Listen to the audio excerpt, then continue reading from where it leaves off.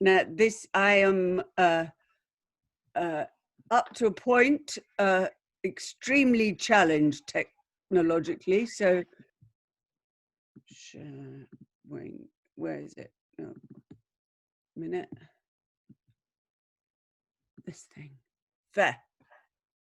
Okay. Has that worked? Yes. Brilliant. Yes. Cool. Okay. I think it's obvious from the world in which we stand at the moment that talk matters. It's urgent, vital, even desperate. We can see that this is so, but the question that I want to ask is, can we show why it is so on principle? Some of the complexity of talk goes unremarked, not least because it lies in what appears incidental or trivial. Plato's Socrates, or so I shall argue, attends not just to the politics of talk, but to its metaphysics. And then an account of why talk matters comes into better view. Just now, this is, I think, something we badly need. I went down yesterday to the Piraeus. The opening of the Republic may provoke one of those interminable discussions about the up and the down and the imagery of the rest of the work. I don't think enough attention has been paid to yesterday, but the much neglected Euthydemus, which reflects on the Republic in my view, does allow yesterday to come into focus. It begins, who was it, Socrates, that you were having a conversation with yesterday in the Lyceum? Yesterday here frames the dialogue that follows, in which today's conversation between Socrates and Crito both brackets and interrupts Socrates' recounting of the yesterday conversation. For yesterday, Crito was able to see that a conversation took place, but he was neither able to recognize its detail nor able to hear what was said. Socrates today recounts to him what was said yesterday, and in response, Crito today tells the story of an encounter that he had yesterday on the outside of the crowd who were listening and who were able to hear, with an anonymous critic of the whole business, whose name happens to be I, Socrates. Why this odd temporal framing of the discussion? Yesterday presses us first of all to think about narration in the present. So you might think here about the reflections on the narrator in either the Protagoras or the Republic. So narration in the present and from the present into the past. Narration is an extended business which extends from then to now, the narrative present, as yesterday reminds us. And narration is a reflective business, especially in those moments where the framing comes into view. We, audience in the dialogue and readers, notice what was said then. These temporal operators, yesterday or this morning, make this kind of framing possible. Who was it that you were having a conversation with? The pronoun who is emphatic. Crito's problem is that not only that he couldn't hear what was said, but he couldn't see either.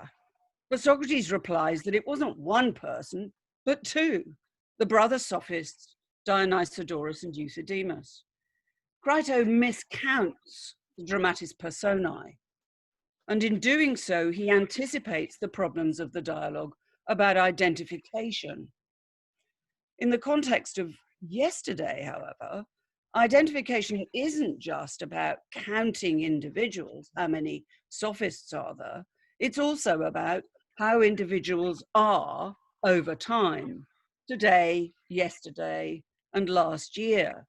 This motif runs both through the arguments and through the striking mythological passages of the dialogue, so the discussions about old Chronos or Proteus the shapeshifter.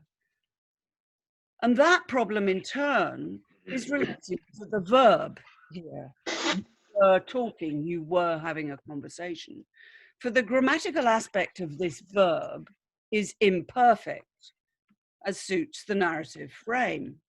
The conversation carried on over some time, in contrast, for example, to the fixed perfect of the crowd standing in Crito's way.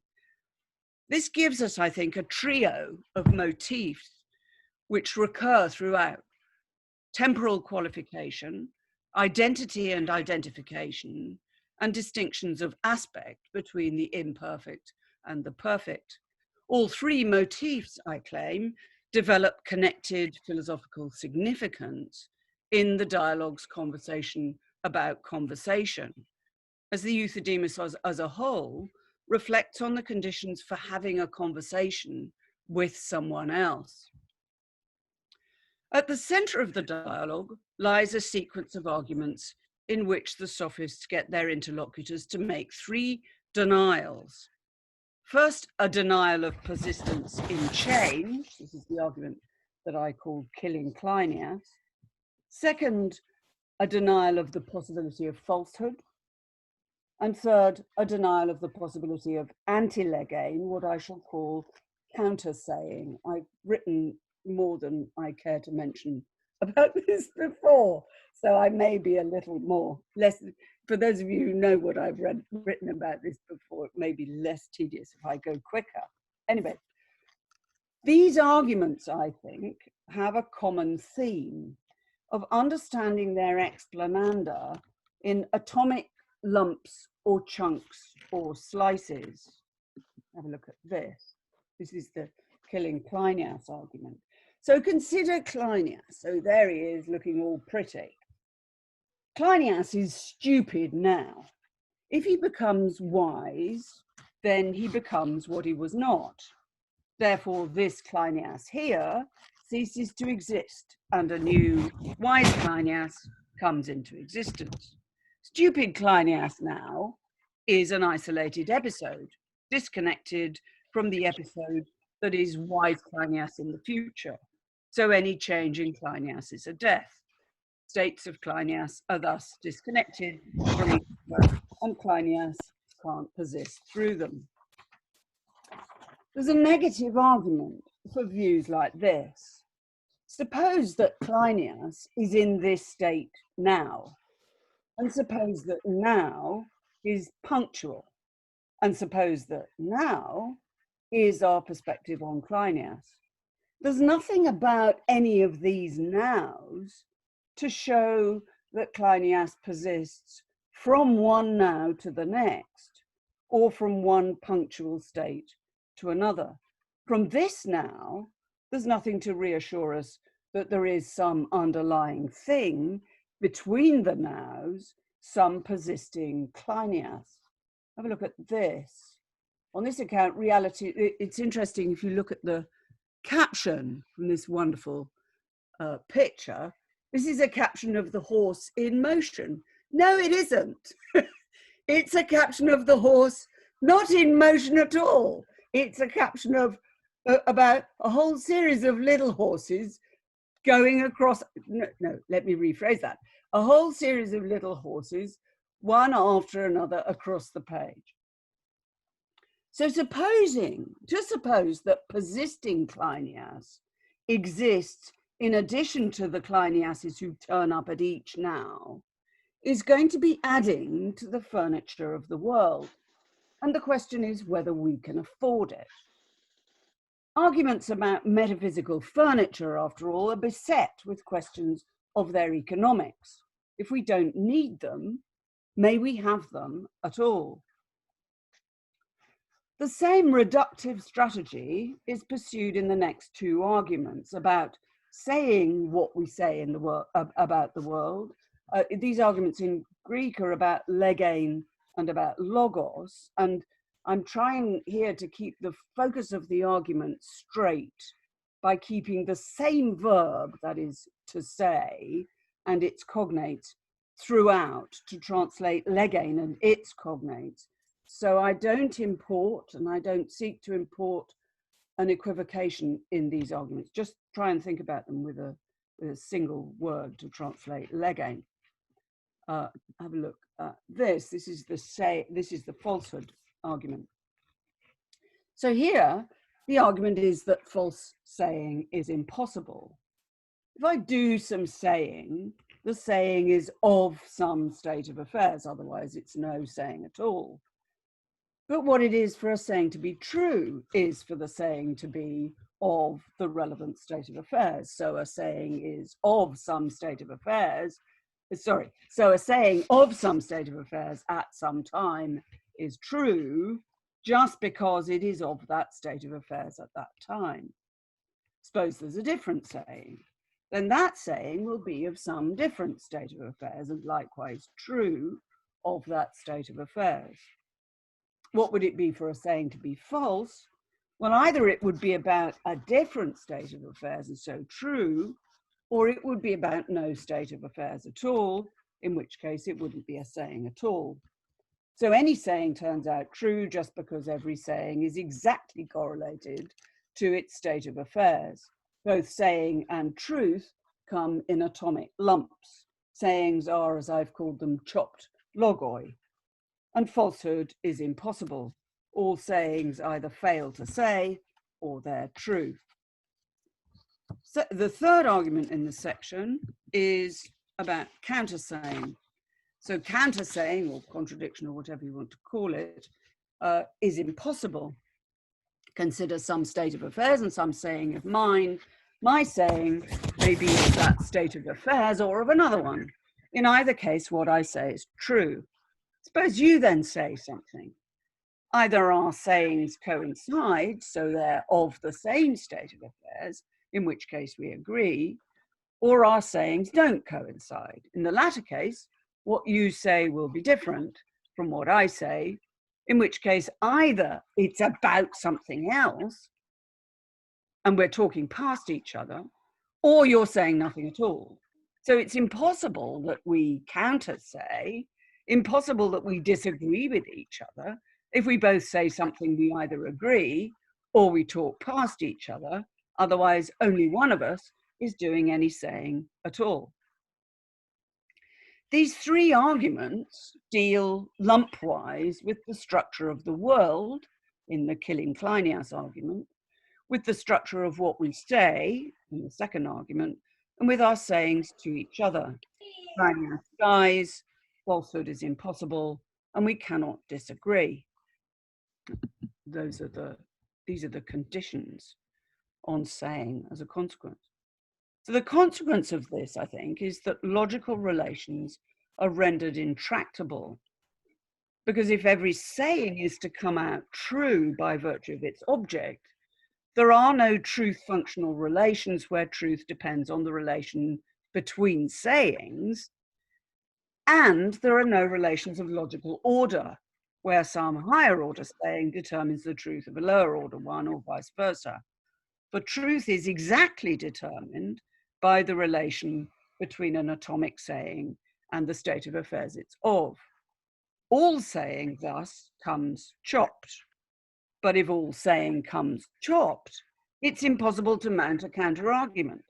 For a counter-argument must assume that argumentative relations of implication and contradiction, for example, apply, and that some saying may bear on some other saying.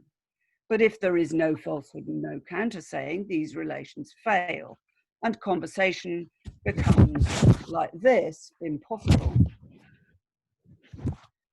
Killing Kleinias, as I suggested, invites us to think about the metaphysics of all of this.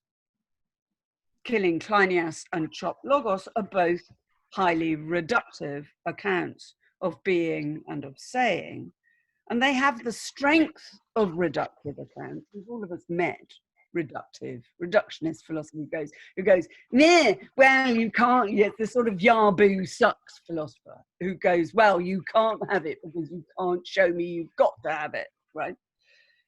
So the Yabu philosophers demand that anything expensive is subject to a more rigorous audit than it can bear. So under what conditions of necessity must I add to the cheap account is your man. I like that.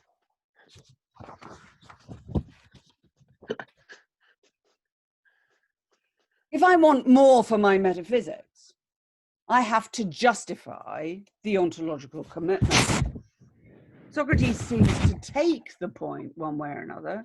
He's willing, he says, to be killed, just so long as the passage is neatly ambiguous, just so long as either he or somebody becomes wise.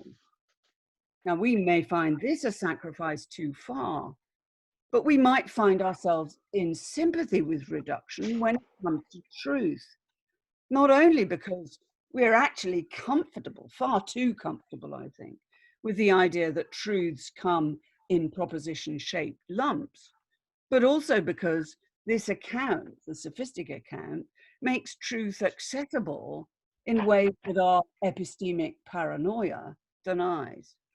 We forget in that moment of satisfaction just how important it is that we can be wrong. Chopped logos relies on the thought that saying is episodic and punctual. At any point, either we say and what we say is true, or we say nothing at all.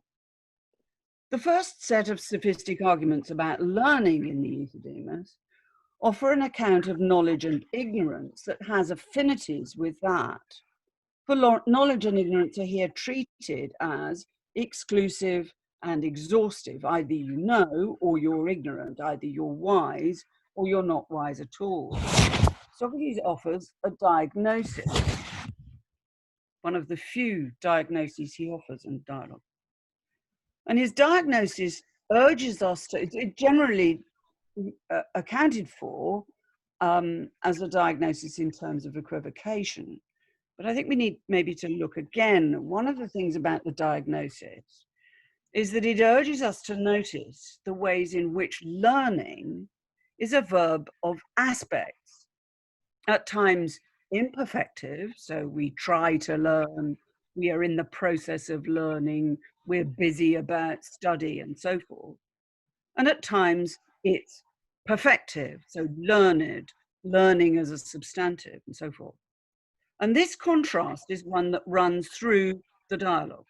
For example, when Socrates talks about his own hopeless attempts to learn the Cythera compared to the sophists' complete acquisition of various skills one after another at speed.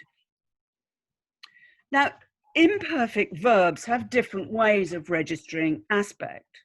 So you might think, try 3 ways of thinking about it. A processive verb may be intrinsically imperfect, as one might think about it. So contrast, for example, I am going for a walk, which has some kind of perfective implicit in it, namely the walk I am doing. So compare I'm going for a walk, so contrast I'm going for a walk and I am walking, which may make sense in its imperfective aspect alone. The same might be true of iterative imperfect. Let me give you this. Now, this is very,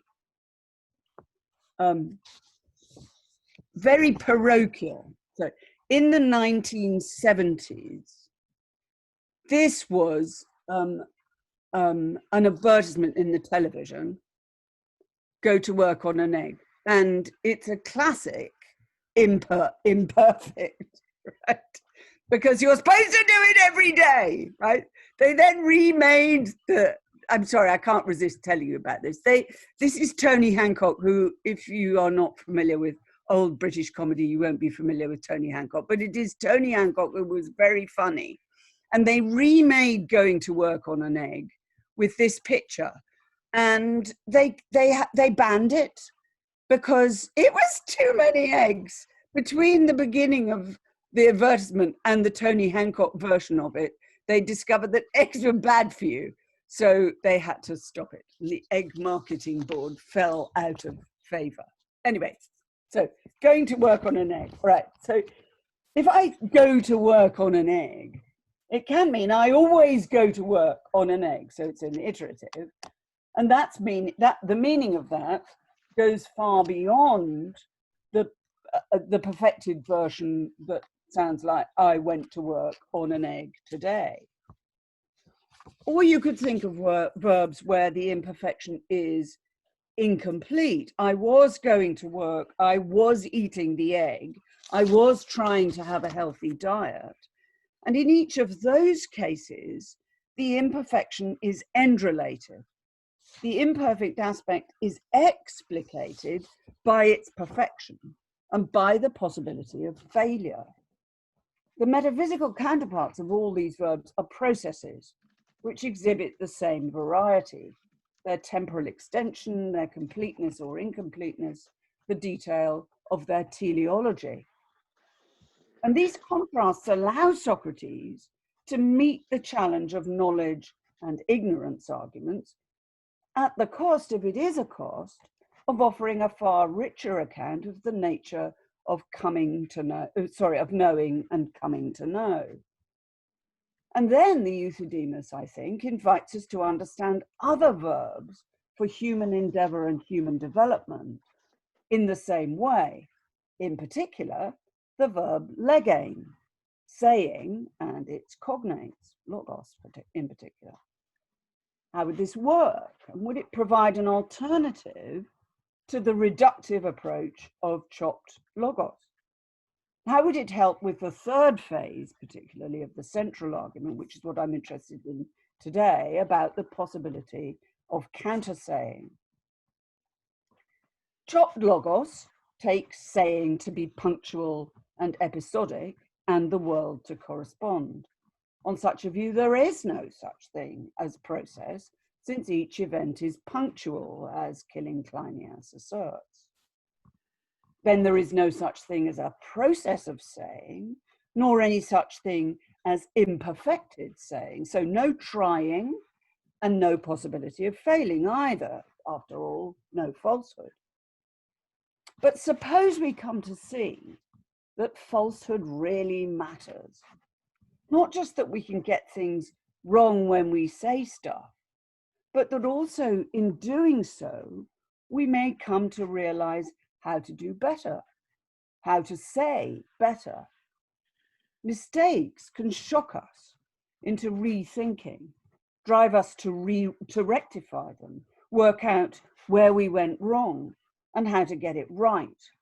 And the Euthydemus is full of moments of transformative puzzlement, if not for the interlocutors, then certainly for the reader.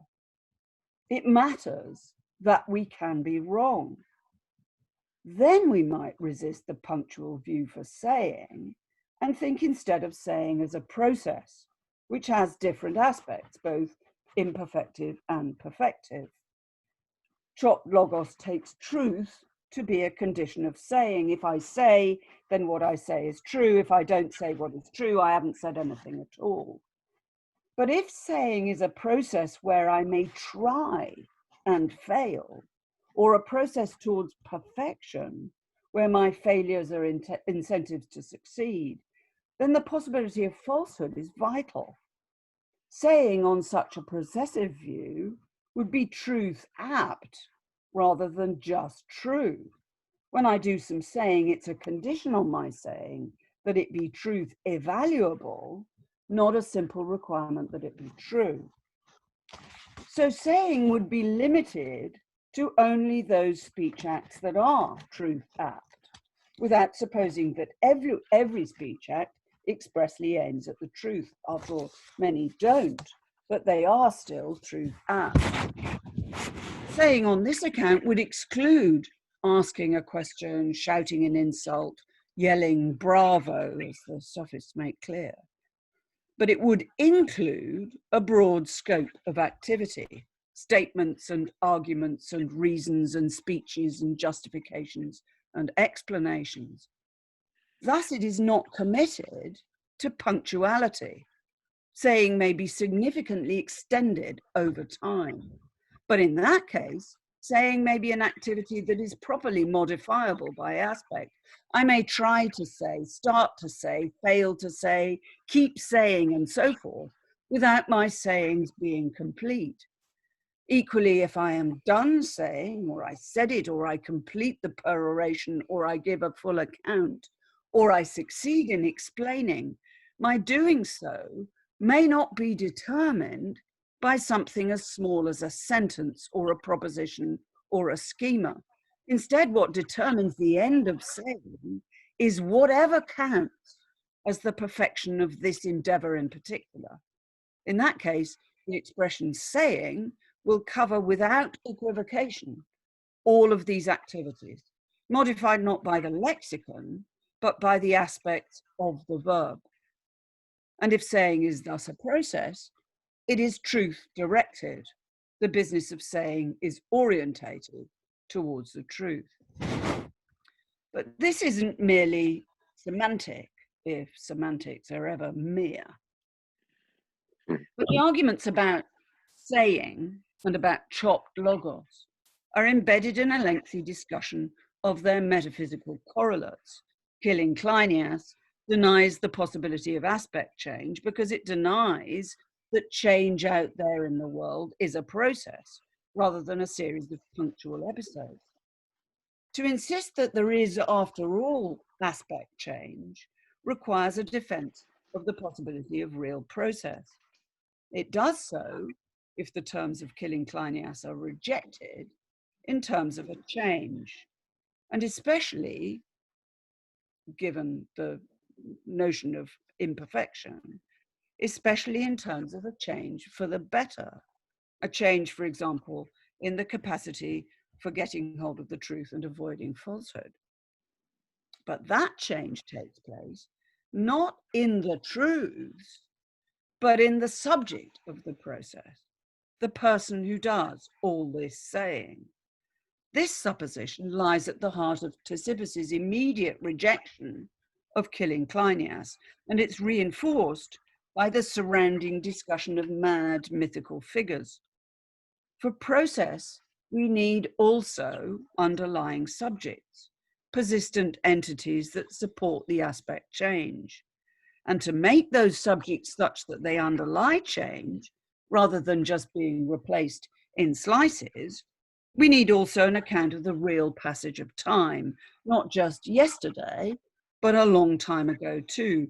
Chronos, for example, is expressly ancient, and Socrates too.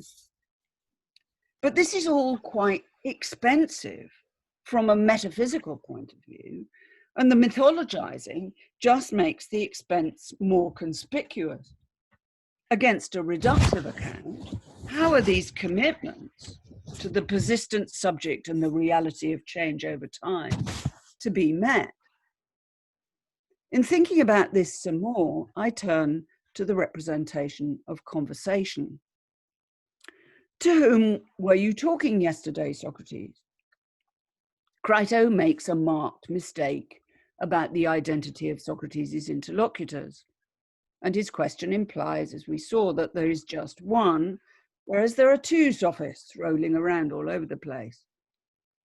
But if the argument against counter-saying is sound, there would have been no such thing as a conversation. Socrates and the sophists would either agree, or they would talk past each other or say nothing at all. There would be no such thing as several persistent persons, just slices of sayers, either clones of each other or radically disconnected. So conversation, they just ask the questions and let the answers come as they may. For Socrates, the method of question and answer needs defense, and it is a defense for which the continuity of single persons and the reality of process is insufficient. And the same is true of conversation more generally, the joint enterprise of talking together.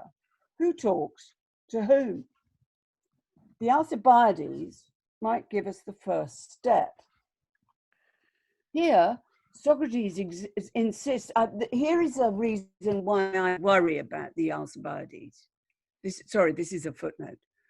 I worry about the Alcibiades because whenever there's something you're really worried about in a Platonic dialogue, it's in the Alcibiades. I think it's a sort of late put together by somebody who really needs the answers to all of those questions. So here is absolutely perfect passage in the Alcibiades. Sorry, that was footnote. Socrates here insists that it is the person who answers who does the saying. And there are three features of this passage that reflect, I think, the Euthydemus. A repeated focus on the subject of the verbs, that is to say, the asking, answering, saying subjects. A complex interest in saying, both in the framed dialogue and the framed example of question and answer, and a repeated play on the aspectual features of saying. Saying may be perfect and complete, or it may be imperfect. The Alcibiades also invites us to think about the normative features of saying, because Socrates here focuses on the roles of the interlocutors and the ways in which the person who answers counts as the author. This may tell us something about the answers. What does it tell us about the questions, or about the engagement of two parties in a conversation? The Euthydemus, I think, may turn out to be more demanding, for the questioner here too is engaged in an imperfect process across the progress of the conversation.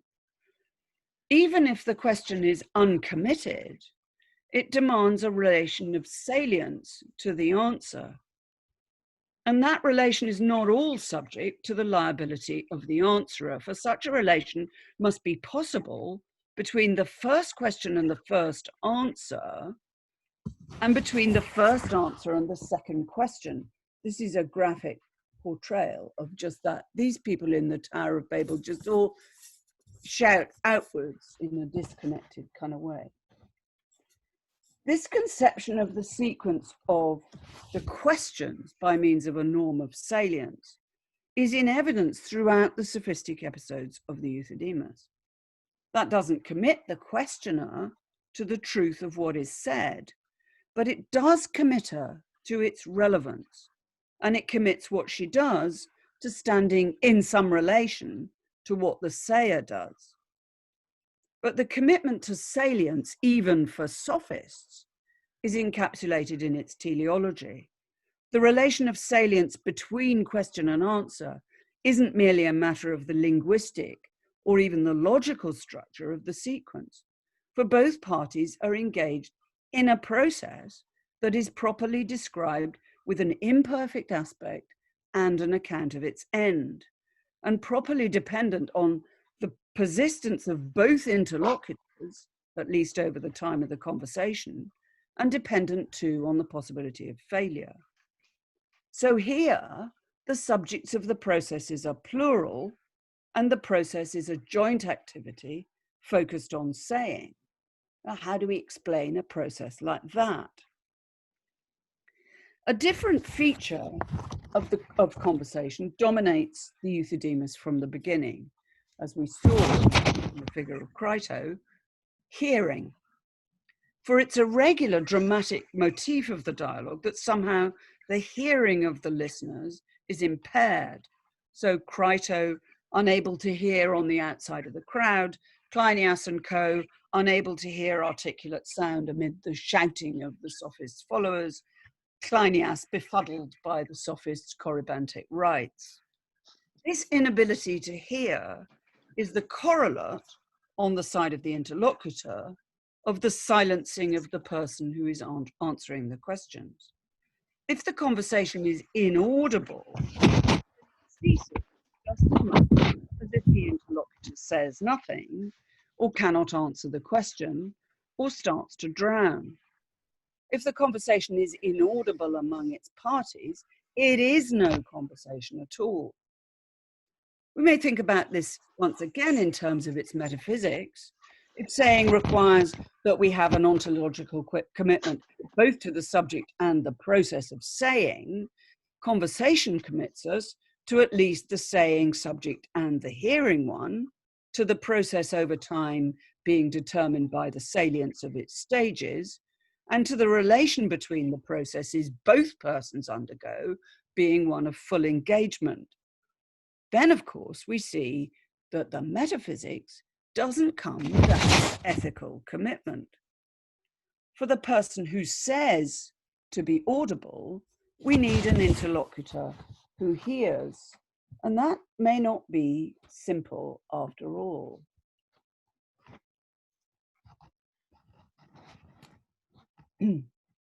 Feminist tract for the day. How are we to express that point in terms of its metaphysical commitment? In question and answer, I suggested we need there to be a relation of salience between the questions and the answers. And the answerer, being responsible for what she says, needs to be the subject of the relevant verb. The questions need not come from the same person, as the case of the sophists eloquently shows. They could come from lots of people, or from a machine, or an oracle, which I suppose is the ancient equivalent of a machine. But in the different case, when we have a conversation where one says and the other hears, the conversation is committed to two subjects, the sayer and the hearer. The process of conversation is the process of joint subjects. The conversational verb, therefore, has a plural subject, namely we. The Republic's relentless play on the first person plural is echoed by the Euthydemus' puzzles about what counts as we anywhere in this story. But how does it work? And in particular, how does conversation with these ethical overtones, normative overtones, function? In a remarkable exchange at the middle of the Protagoras, the assembled company discussed the rules for conversation. Prodicus makes a striking contribution.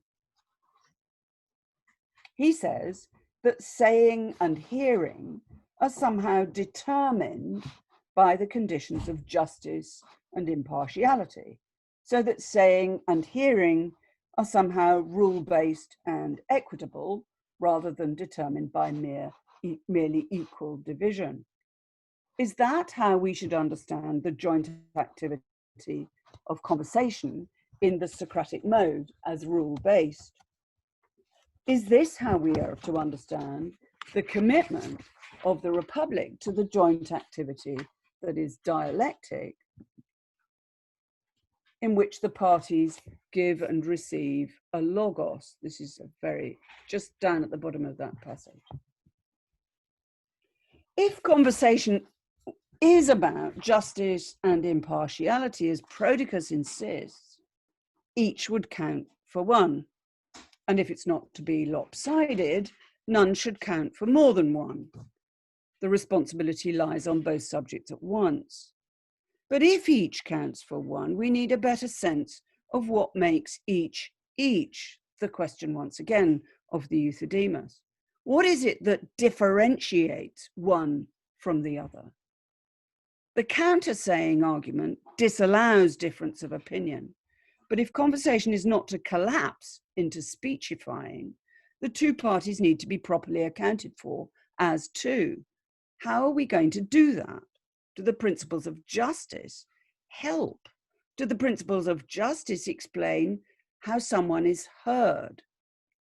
Let me give you what I think is the best pictorial example of a conversation. You have to ignore the baby, which is irrelevant to my point, right? So these are people listening and hearing each other. Think once again about the metaphysics of it all. I suggested that reflection on some verbs and their subjects might offer an expansive metaphysics of persistent persons and the processes on which they're engaged. And I also suggested that these processes are accounted for teleologically. So for saying, its development is truth-directed, where this is an objective condition on success. But a teleological account of process also helps us to understand its subjects without making the process itself rule-bound. So I think Prodicus is wrong. Instead, this kind of process is determined by the saying and the hearing of each party. Crito's aspiration to hear is central to the point, for the representation of conversation in the dialogues now turns out to matter. It's often observed, not least by me, that the Platonic dialogues are fiction. They're nothing like evidence for how things actually work in conversation or anywhere else. But the conversations of the Euthydemus tell a complex story about the metaphysical structure of conversation by thinking about where it fails. Conversation is processive and teleological, engaging both its parties in responsibility for where the conversation goes. This commitment, I think, tells us that the rich moral emotion displayed by the characters is no empty literary flourish, but rather a measure of what commitments to this joint enterprise would involve. If we fail in our responsibility, we are ashamed or embarrassed. If others do so, we may be angry. It may be, of course, that in full rationality, our moral emotions are well in check, as the character of Socrates suggests. Or maybe we're more like Ctesippus, full of sound and fury. The moral emotions, as it turns out, are matched to the ways that the characters of this dialogue persist in saying. Socrates' equanimity allows him even to tolerate the thought that he might have to die to become wise, because his aspiration for wisdom determines his responses to the sophistic salvos and determines the process of his saying. Cleinias risks drowning at first. He's embarrassed and easily silenced until eventually he seems to have changed, and he displays the kind of firm equanimity that characterizes Socrates. The sophists endeavor not to say anything on their own behalf, but when they do, they become bad-tempered and grumpy. In each case, the moral emotions mark the process of saying and confirm the differentiation of character that develops through the commitments to what the characters say, a differentiation that amplifies identification by mere counting. This works, I propose, because saying and talking develop over time in ways that are central to the development of the subject of the verb. The language and the metaphysics go hand in hand with a rich normativity in this view of the nature of process. It is this normativity which explains the joint activity, not the external constraint of some rules. And this normativity goes on and on. I want this on my headstone, that picture. How high is the price here? If conversation is richly ethical, as I'm suggesting, we might think it's overloaded with extra stuff, not only a metaphysics of persisting subjects, processes, change, and the reality of time, but a moral commitment to go with it, a commitment to the real moral properties of these individuals implicated in change. Not only are we loaded with extra stuff, all of that, as I just said, comes in a work of fiction, which isn't real after all. If the fiction bears some of the argumentative weight, what purchase does it have against the reductive claims against it? How does it bear also on my starting question about how and why talk matters? Notice that fiction is not all that happens here. Instead, we might notice that just as the Republic insists including itself in the scope of its account of representation, here too, we are the ones who are experiencing it, and the apparatus of the dialogues encourages us to notice that very feature.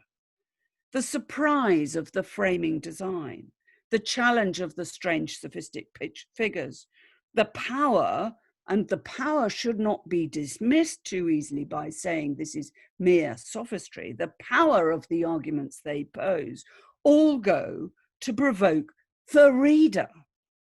In the Platonic dialogues, of course, there are no real persons, but reading them and writing them, there are two, him and you. The metaphysical burden then lies on us.